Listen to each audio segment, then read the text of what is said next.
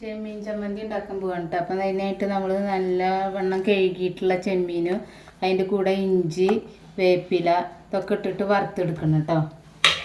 നോക്കിയ ചീഞ്ചട്ടി കണ്ടിട്ടുണ്ടോ? നിങ്ങൾ ഇരുമ്പിൻ്റെ ചീഞ്ചട്ടിയാണിത്, വെള്ളയപ്പം ഉണ്ടാക്കാൻ വേണ്ടിയിട്ട് മേടിച്ചിട്ടുള്ളതാണ്. അപ്പോൾ അതിൽ കുറച്ച് എണ്ണ ഒഴിച്ചിട്ട് നമുക്ക് ആദ്യം ഈ ചെമ്മീനൊക്കെ ഒന്ന് വറുത്തെടുക്കാം കേട്ടോ.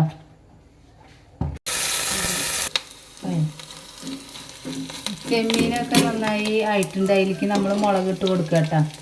ഇത് പെരുമുളകാണ് ഇടുന്നത്, മുളക് പൊടിയല്ല ഇടുന്നത്. ഇതൊന്ന് വറുത്തെടുക്കാം നമുക്ക്.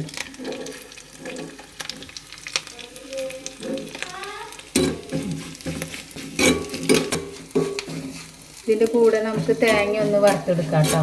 തേങ്ങ ഒന്ന് നന്നായി ആയി വരുമ്പോൾ നമുക്ക് കുറച്ച് ഉപ്പും പിന്നെ അതുപോലെ തന്നെ കുറച്ച് പുളി ഇട്ട് കൊടുക്കാം കേട്ടോ. ഇപ്പോൾ തേങ്ങയൊക്കെ ആയിട്ടുണ്ട് കേട്ടോ, ഒരുവിധം ആയിട്ടുണ്ട്. അതിലേക്ക് നമ്മൾ പുളി ഇടുകയാണ്.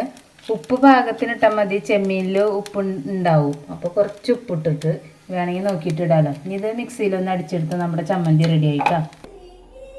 നമ്മുടെ ചെമ്മീൻ ചമ്മന്തി റെഡി ആയിട്ടുണ്ട് കേട്ടോ.